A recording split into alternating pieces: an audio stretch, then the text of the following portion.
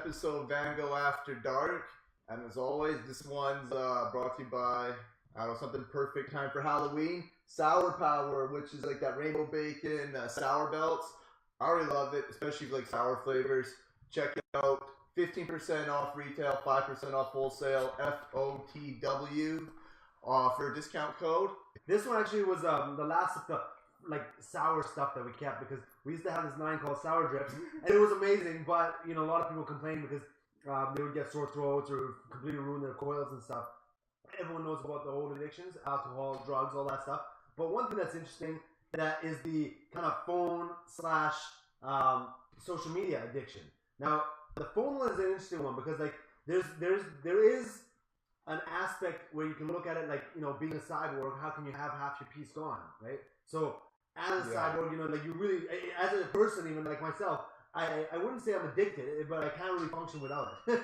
So I need my phone to function, but let's say if I'm on vacation, I literally couldn't care less. When we hit the road, it's like no reception. Or I love it. Yeah, like a camping, we go to get away from the phone. It's interesting. It's so nice. It's like when you're in society, you have to be plugged into society. That's like the for me, it's like the psychology behind it. Imagine you didn't have it for a whole day. You're gonna miss all the conversations your friends are having. I'm talking to Keys, they're talking to all these people, and the next day you come in and we're like, man, you see what Ash put on WhatsApp, whatever. So you missed a whole the digital side of you. Your cyborg self couldn't plug in, and so you missed out. You only got to see what you saw, not what your cyborg self also received. Yeah, and how other people to know if you're there doing it, if you didn't send them snaps or send them the update. So that's I'll always, if it's my phone, maybe I can last 10 minutes before I'm gonna leave my phone. I could leave my vape there. I could leave anything else. Oh, I can't leave the phone. I thought it was the sales side. At least that's my excuse. Because it's okay, what's going on? Actually, we got our guest here,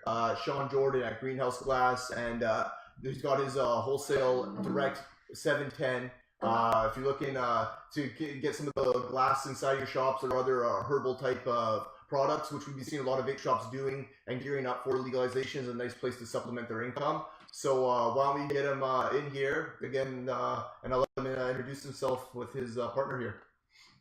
So I started back in 2013 with a $1,500 budget, and we worked our way up to an 1,800 square foot store about 6 months later.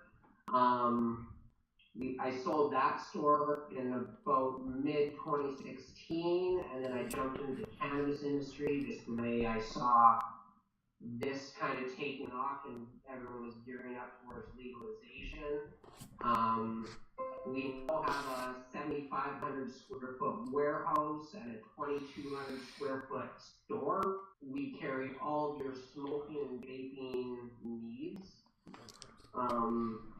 And it's just really cool to see how far both industries have came in the last 4 or 5 years type thing. It's mind-blowing, to be honest with you. We started this new venture, Direct 710, just to kind of supply other head shops as well as vape stores with, that want to get into the 420 market, which has been, it's coming along, to say the least, and we exclusively distribute 3 different brands of glass, like bongs, like this guy right here. It's got, so it's some really cool functional artwork that a lot of people, pride themselves on making, the next cool, unique bong, basically, I guess you could say. We brought in grow equipment as well, just because I knew that with the 4-plant limit for pretty much every house other than in Manitoba and Quebec, they would allow 4 plants to be grown in every house. So we have the perfect grow tent with the lights and the filters so that your place doesn't stink. We have very fair pricing. We're definitely not here to gouge anybody and get rich overnight. So have you seen a lot of changes over the last few weeks in the industry? Definitely. A lot more openness. You know, we were at a trade show in Calgary, for instance, this weekend, and the amount of older people, you know, in the 60s, 65, 70 age range, they were coming out and just learning more and just, hadn't smoked it in 30, 40 years, and they kind of wanted to come and get more information, not only for themselves, but so that they're educated on how to deal with it with their grandkids or their kids. And yeah, it's exciting to say the least that it's becoming more accepted. Just like yeah. I mean, like a lot of this, it's so sad, and it's a big hypocrisy because again, like the way e-cigs have been villainized, I think THC is villainized often. And you look at one of the biggest problems we have in the country is alcohol. But it's literally everywhere, and it's been there for like how long? You know, when you look at THC and the potential benefits it brings to society, the less reduced rate of opiate consumption, reduced rate of alcohol consumption. I think that really brings a lot to the table for society as a whole. The other thing I'm really curious about is the hemp, like all the uses for hemp rope, hemp clothes, hemp paper, all this stuff that could take away from the traditional logging methods. That's another interesting avenue to see to be explored. Yeah, I wonder how far they're gonna let it all go because, like, yeah, hemp is a huge, it's a really good one. But a long time ago, they got rid of it because the cotton industry didn't like that. Yeah, they had all these big mills, at least that's my understanding as well. All these big mills and all this stuff had all geared up for to process trees and stuff, and all the pulps and stuff. And then hemp came out, much more effective, much more efficient. Would have cost them an arm and a leg to retool. It's like, oh no, let's just ban it. Yeah, well, I think it comes down to like the lesser of two evils, especially when it comes to like a lot of these addictions. Like I was talking to a counselor at the safe injection site, and he said that distillates actually help the addicts with their, you know, when they're jonesing and they're really freaking out. The distillates actually help calm them down. Yeah, they actually in Vancouver they have this really cool guy named Neil who has this cannabis substitution program where every single week they have lineups in the street giving away free cannabis to homeless people, and they actually raided him about a month ago and all his products from them.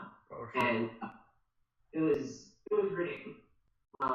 Especially with legalization right around the corner. Kick a guy when they're down. So have you guys seen dispensaries popping up in Saskatchewan already? We do have a few before legalization happens. For the most part, they were left alone. But with that being said, they definitely weren't, as accepted like down in Vancouver. So, like, what about the online dispensaries? Do you think those will have a big impact as well? I think, in my personal opinion, is that they're only going to get stronger. With the prices in Saskatchewan, it's up to $18 a gram at these stores. And plus taxes on top of that, no? Yeah, and then taxes. Oh, wow. So, I mean, your average street price these days, I guess, is around, $150 an ounce. But then you go to support a licensed store, you're now paying upwards of $500, $600 for the exact same amount, which is absolutely ass backwards. I mean, they, in my opinion, the government's going about it in all the wrong ways, and they're more so after a tax grab instead of to genuinely, save people from going to jail over a harmless, victimless crime. Well, I mean, like, I think that the prices are a lot higher, but at the same time, it also comes with, like, so much more. It's not just, like, some guy who's going to show up. You're going to a facility. You're going to a spot where you can check it all out. You're pretty much guaranteed to get what you're asking for, blah, blah, blah. So I think maybe, like, some people might consider it just the cost of not buying it on the street. Yeah. I mean, it is what it is. Yeah. And, no, that's good. Like, so what are you guys' plans with Direct 710 now for the the next year? What space do you plan on focusing on? Like, what kind of stores do you guys like to work with?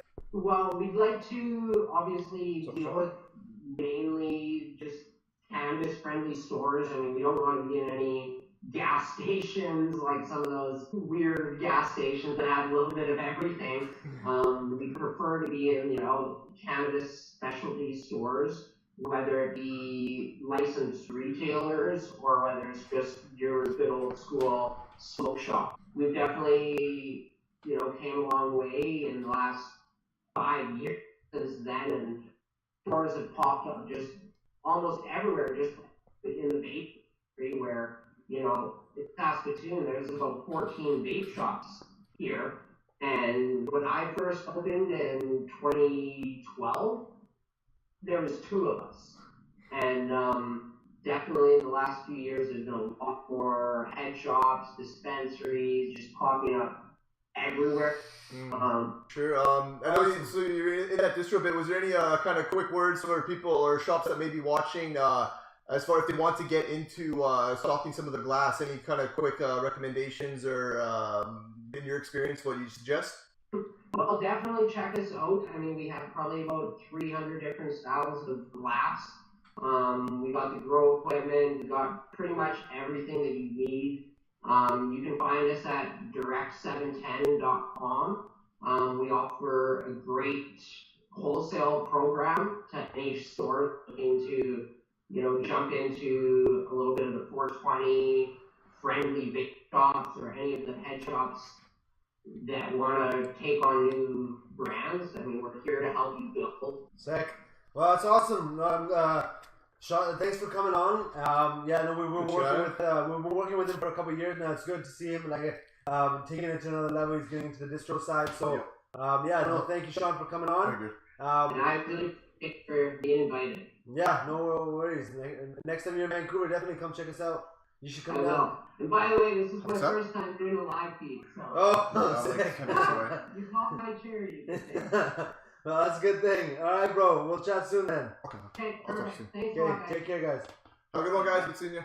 And so for all the viewers out there, that was they were from Direct 710. They're doing distribution for all kinds of 420 products, hardware, glass, all type of consumables, all that fun stuff. And then next week, so obviously Vango Up Dark, it's going to be a special show next week. It's going to be a good We're one. going to be in Birmingham, setting up for the booth. Oh, wait, no, wait. Wait, by the time it'll be like 10, by the time we come live here, it'll be midnight. Or midnight. It will be midnight over there. 12:30. 12:30. So it will be 4:30 still next week.